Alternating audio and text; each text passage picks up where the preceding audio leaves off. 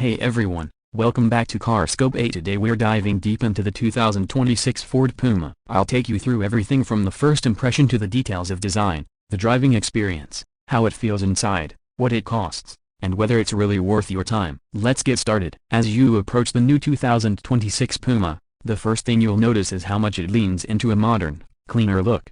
Ford has subtly redesigned many of the exterior lines, smoothing edges, tightening the lighting signature, and giving it a little more visual presence without drifting into over-the-top territory. The front is sleek, muscular, but still confident, and it doesn't shout, but it doesn't hide either. The overall stance feels more planted, more poised than before. When we move in for a closer look at the front, the grille has been reworked, wider, with a sportier mesh pattern and higher trims, and flanked by sharper LED headlights that integrate daytime running lights in a more elegant, thinner band. There's a sense of focus in the face of this Puma, lower air intakes, subtle sculpting on the bumper, and a hood with character lines that lead your eyes outward to the fenders. Switching to the side view, the Puma retains that compact crossover silhouette, but with tweaks that make it feel sleeker. The roofline slopes a little more gracefully toward the rear, the wheel arches are more pronounced, and the crease lines along the body are more refined. You'll see larger wheel options, up to 18 or in some markets even 19A, and contrasting trim around the windows. It feels more dynamic from this angle,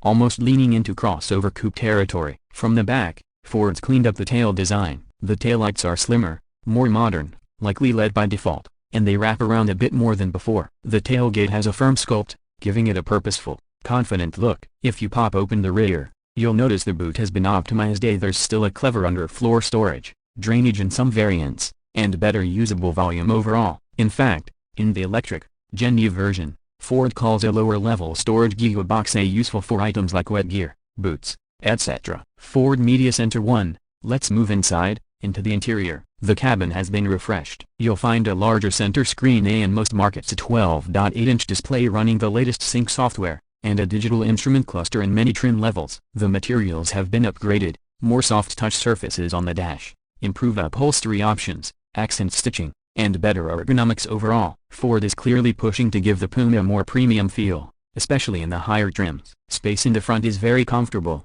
The driving position gives good visibility, elevated like an SUV, but not overly tall. The steering wheel, the controls, everything is tuned for modern expectations, intuitive, responsive, with tactile feedback. In the rear, headroom and legroom are decent for this class. Not luxury SUV room, but competitive among subcompact crossovers. As for practicality, this is one of Puma's strengths. The boot space is clever. You'll have a decent main cargo area, and then an underfloor compartment useful for hiding away everyday bits, keeping things clean, or carrying items you want separate. The drainage plug, in certain trims, means you can rinse out muddy gear. The electric version's gearbox underfloor compartment is even more generous. Ford Media Center 1. Storage in the cabin is sensible. Door bins, center console, cup holders, wireless charging pads in higher spec models, etc. On to performance driving. The 2026 Puma will offer mild hybrid petrol options in many markets, and in regions with the electric version, the Puma Gen E,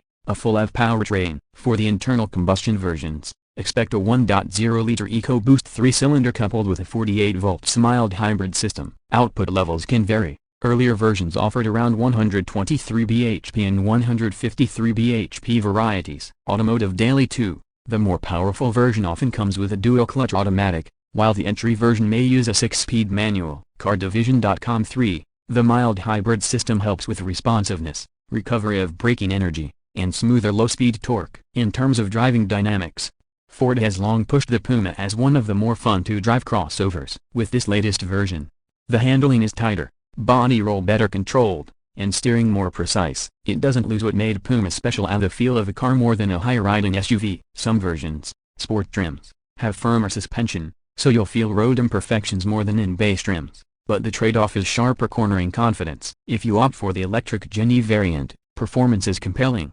Ford claims about 168 PS, roughly 165 to 170 horsepower, and 290 Nm torque, with 0-100 km/h in around 8 seconds. Ford Media Center 1. The range is advertised up to 376 km, WLTP, and a charging window of 10–80% in 23 minutes using a 100 kW DC charger. Ford Media Center 1. So that's solid for an EV in this size class. Driving it is smoother, quieter, obviously no petrol noise, and instant torque makes urban driving fun. Fuel economy, or energy efficiency, depends on version. The mild hybrid petrol versions deliver respectable consumption for their Class A, not class leading, but well balanced with performance. Earlier reviews of refreshed Puma models reported real-world combined MPG figures of 45-50 miles per gallon, UK, in some trims. Motorfinity.uk 4 EV, the kWh/100 km is in line with expectations for a small crossover. A Ford quotes "13.1 kWh/100 km. Noise,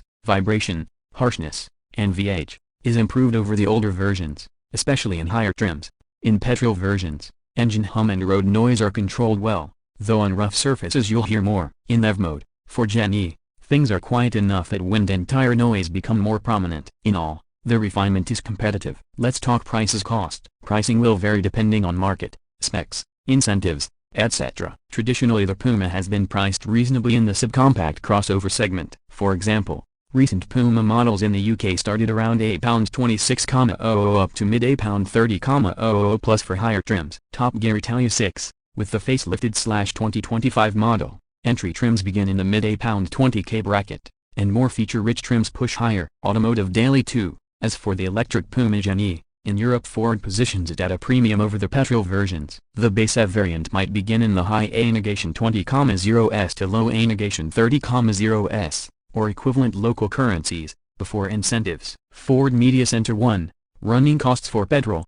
Mild hybrid versions include insurance, fuel, service. Bear in mind the mild hybrid bits add complexity, but generally the system is designed to be low maintenance. For the EV model, electricity costs, charging infrastructure, public and home, battery warranty and longevity become key. Residual values are expected to be decent. Puma has held strong in resale in many markets. So, after all that, what's the verdict? The 2026 Puma builds strongly on its predecessors. It refines, modernizes, upgrades materials, enhances tech, and for markets with EV availability, offers a compelling electric variant. It retains the fun-to-drive character that made earlier Pumas stand out in a crowded small crossover market, while improving comfort, usability, and refinement. If you want a crossover that doesn't feel like a flattened hatchback but also doesn't feel like a bloated SUV, and you care about driving dynamics, the Puma remains one of the most logical choices. The electric version is especially interesting if your driving profile matches what it offers in range and charging. For CarScope viewers,